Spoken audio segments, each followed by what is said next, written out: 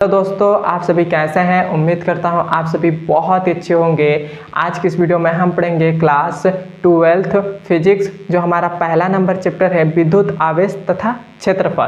तो आइए अब हम जानते हैं कि आज के इस वीडियो में हम क्या पढ़ेंगे। आज के इस वीडियो में हम पढ़ेंगे विद्युत द्विध्रुव किसे कहते हैं, और दूसरा नंबर पर हम जानेंगे विद्युत द्विध्रुव आघूर्ण। मतलब ये जो हमारे पास है दो टॉपिक है, ये दोनों टॉपिक बहुत ही ज़्यादा इंपॉर्टेंट है, क्योंकि आपके बोर्ड एग्जाम में 2 नंबर में इन दोनों में से कोई भी एक पूछ सकता है आपके बोर्ड एग्जाम में। मतलब हर साल आपके बोर्ड एग्जाम में आता है। मतलब ये जो है दोनों टॉपिक इंपॉर्टेंट है।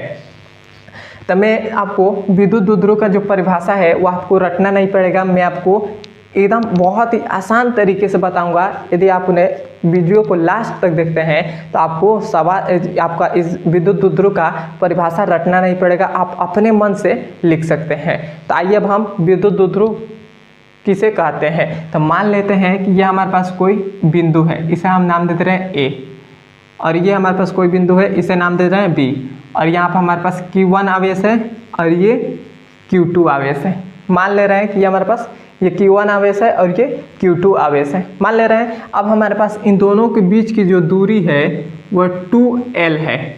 2L मतलब इन दोनों के बीच की दूरी मतलब अल्प दूरी है। अल्प दूरी, अल्प दूरी मतलब बहुत ही पास पास है, बहुत ही, ये दोनों आवेश हैं वो बहुत ही पास पास हैं, तो उसी को बोलते हैं कि 2L मतलब अल्प दूरी है। अल्प दूरी है। और इसके बाद इन दोनों का जो हमारे पास इन दोनों का आवेश का परिमाण जो होगा, इन दोनों आवेश का परिमाण जो होगा वह समान होगा। तो यहाँ पर हम लिख दे रहे हैं आवेश परिमाण। आवेश जो परिमाण हो, इन दोनों का आवेश का परिमाण होगा वो क्या हो जाएगा, वो समान होगा। ये याद रखिएगा, इन दोनों आवेश का परिमाण जो होगा वो समान होगा, लेकिन ये दोनों आवेश अलग अलग है। ये क्या है, ये है हमारे पास Q1 आवेश और ये है हमारे पास Q2 आवेश। तो जो हमारे पास आवेश है वो क्या है, अलग अलग है। तो आप लिख देंगे आवेश क्या है, अलग अलग है। तो इस अलग अलग को हम क्या कहते हैं, विजातीय आवेश कहते हैं। तो आप लिख दे रहे हैं विजातीय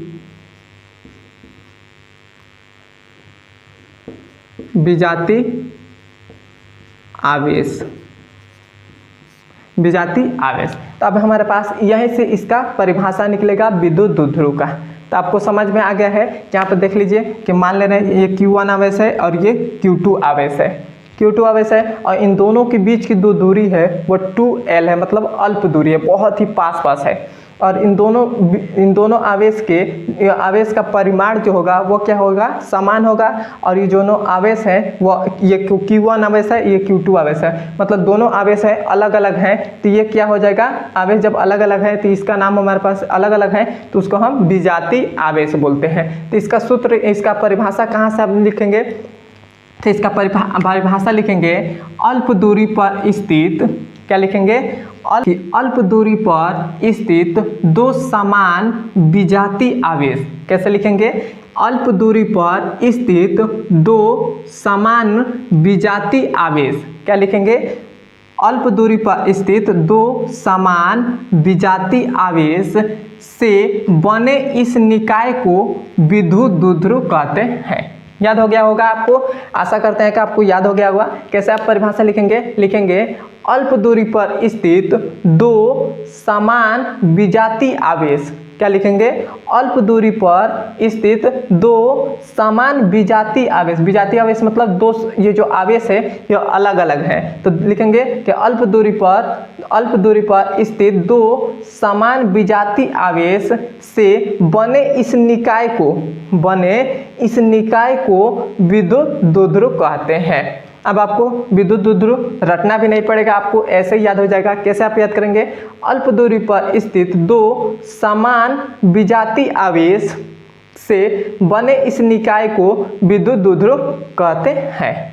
यहाँ तक आपको समझ में आया है तो कमेंट में बताइए। तब इसका हमने परिभाषा यहाँ पे लिख दिया है, वही सेम इसी प्रकार लिखा है कि अल्प दूरी पर स्थित दो समान विजातीय आवेश से बने इस निकाय को विद्युत द्विध्रुव कहते हैं।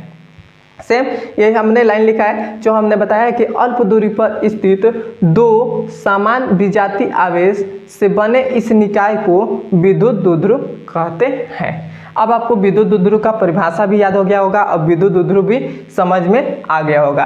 अब हम समझेंगे विद्युत द्विध्रुव आघूर्ण, समझेंगे विद्युत द्विध्रुव आघूर्ण। तो विद्युत द्विध्रुव आघूर्ण हम यहीं से आपको समझा देंगे, आपको विद्युत द्विध्रुव आघूर्ण भी याद हो जाएगा, इसका परिभाषा भी याद हो जाएगा। तो विद्युत द्विध्रुव आघूर्ण कैसे हम समझेंगे, तो आप समझिएगा कि विद्युत द्विध्रुव का कोई एक आवेश, विद्युत द्विध्रुव का कोई एक आवेश या दोनों आवेश के बीच की दूरी के गुणनफल को विद्युत द्विध्रुव आघूर्ण कहते हैं। कैसे आप याद करेंगे, यहाँ पे याद करेंगे, कहेंगे कि विद्युत द्विध्रुव मतलब ये जो हमारे पास पूरा बना है ये विद्युत द्विध्रुव है। तो मान लें कि विद्युत द्विध्रुव के कोई एक आवेश, विद्युत द्विध्रुव के कोई एक आवेश या दोनों आवेश के बीच की दूरी, दोनों आवेश के बीच की दूरी के गुणनफल को विद्युत द्विध्रुव आघूर्ण कहते हैं। विद्युत द्विध्रुव आघूर्ण को हम P से प्रदर्शित करते हैं, तो P हो गया।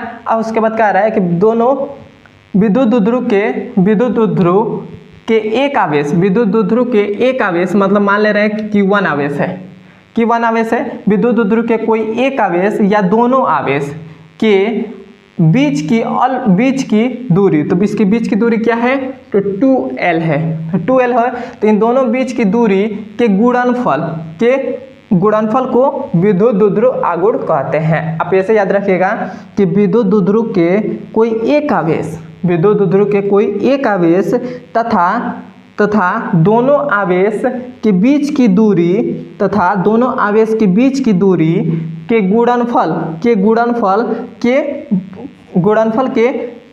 को विद्युत द्विध्रुव आघूर्ण कहते हैं। तो इसको हम ऐसे लिख सकते हैं, जब हम इसमें Q1 आवेश को गुणा करेंगे तो ये हमारे पास क्या हो जाएगा, 2L Q1, ये हमारे पास हो जाएगा। तो ये आप सूत्र याद रखिएगा। अब हमें विद्युत द्विध्रुव आघूर्ण आपने तो समझ लिया होगा बहुत ही आसान तरीके से। विद्युत द्विध्रुव का परिभाषा क्या होता है, वो होता है कि विद्युत द्विध्रुव के कोई एक आवेश या दोनों आवेश के बीच की दूरी के गुणनफल को विद्युत द्विध्रुव आघूर्ण कहते हैं। यहाँ पर परिभाषा हमने लिखा है, अब देख लीजिए। विद्युत द्विध्रुव के कोई एक आवेश तथा दोनों आवेश के बीच की दूरी के गुणनफल को विद्युत द्विध्रुव आघूर्ण कहते हैं। और विद्युत द्विध्रुव आघूर्ण का मात्रक जो होता है कूलाम मीटर होता है। ये मात्रक आप याद रखिएगा, बहुत ही ज़्यादा इम्पोर्टेंट है, आपसे 1 नंबर में भी पूछ सकता है। मात्रक, राशि और बीमा, मतलब एक नंबर में पूछ सकता है कि विद्युत द्विध्रुव आघूर्ण का मात्रक क्या होता है, या विद्युत द्विध्रुव आघूर्ण का राशि क्या होता है, या विद्युत द्विध्रुव आघूर्ण का बीमा क्या होता है। तो यह आप याद रख कर लीजिएगा, बहुत ही ज़्यादा ये इंपॉर्टेंट है। तो विद्युत द्विध्रुव आघूर्ण का मात्रक क्या होता है, कूलाम मीटर होता है। और ये जो हमारे पास राशि है, विद्युत द्विध्रुव आघूर्ण का जो राशि है वह सदिश राशि होता है। क्लियर है। और इसका जो बीमा होता है M0LTA होता है, इसकी बीमा होती है। इसका बीमा आपने 11th क्लास में सीखा ही होगा कि बीमा हम कैसे निकालते हैं। तो आप निकाल भी सकते हैं या ऐसे भी आप डायरेक्ट याद कर सकते हैं कि विद्युत द्विध्रुव आघूर्ण का बीमा जो होता है वो होता है M0LTA होता है।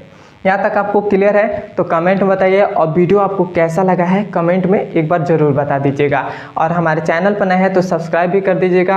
अब हम मिलते हैं इसके अगले नंबर वीडियो में। और हमारे चैनल पर क्लास 12th फिजिक्स का केवल इम्पोर्टेंट, हर चैप्टर से इम्पोर्टेंट टॉपिक कराया जाएगा। यदि आपने हमारे चैनल से पढ़ना चाहते हैं तो हमारे चैनल को सब्सक्राइब कर लीजिए और नोटिफिकेशन को ऑन कर लीजिए कि कोई भी वीडियो आपको पहले छोड़ा जाए तो आपके पास पहुँच जाए। तो आइए अब हम मिलते हैं इसके अगले नंबर वीडियो में। धन्यवाद।